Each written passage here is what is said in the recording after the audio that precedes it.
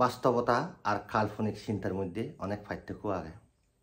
কাল্পনিক চিন্তা করা যায়, কল্পনা করা যায়, কাল্পনিক বিলাসিতা করি পারিব। আমি কল্পনা বিলাসিতা করি পারিব। কল্পনা আর কাল্পনিক চিন্তা নি বাস্তবে রূপ দিবার চালামায়ন আমার তো প্রকৃতপক্ষে সেভাবে আমার তো হামরা হব। মানুষ যখন পরিকল্পনা করো না এক কথা, আর কল্পনা করো না এক কথা, আর কাল্পনিক চিন্তা করো না আরেক কথা। সুতরাং আমি কিছু কিছু ক্ষেত্রে আমার শ্রদ্ধেয় বান্ধব দায়িত্ব আমি কিছু কাল্পনিক কথাবার্তা শুনি।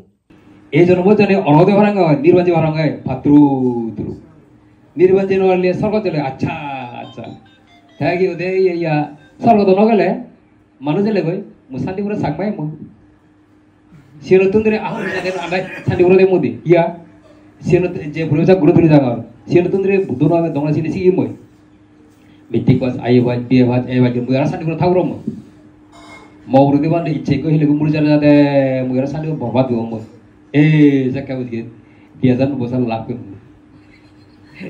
Mui lah mui hembi, mui nolah jasa kayak mau gitu. জিয়ান কোনো বিজ্ঞানসম্মত নয় এবং সিয়ানি বিজ্ঞান কোনোদিন সমর্থন নকরে, অর্থাৎ বাস্তবতায় কোনোদিন সিয়ান সমর্থন নকরে। আসলে কাল্পনিকভাবে অনেক কিছু চিন্তা করা যায়, অনেক কিছু পাওয়া যায়।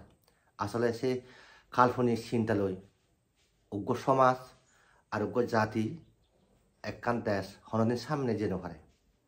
মুজিংদি উজে যাবা সালামা বাস্তব সম্মত চিন্তা চর্চা আমার তো গড়া ফুরিব, মেধা বিকাশ গড়া ফুরিব এবং বাস্তব সম্মত প্রজন্ময় যে সামল লাগব এই ধরনের আমার তুন পরিকল্পনা গড়া ফুরিব।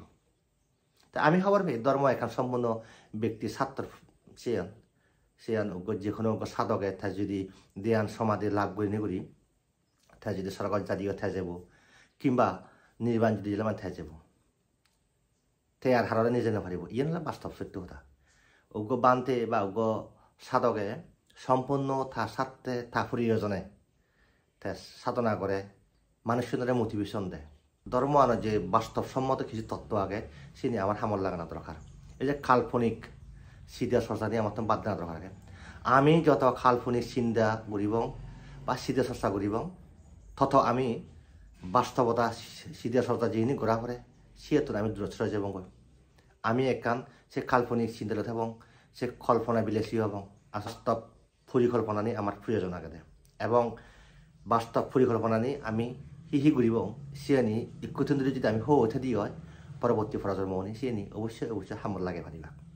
রাজনীতি আর ধর্মের মধ্যে পার্থক্য ঠেলেও ধর্মের মধ্যেও যে বাস্তবসম্মত চিন্তা চর্চা আগে বাস্তবসম্মত যে পরিকল্পনা করি পারে সে কিন্তু আমার তুন অবশ্যই বুঝা ফুরিব। সে কাল্পনিক চিন্তা চর্চা করলে নহব।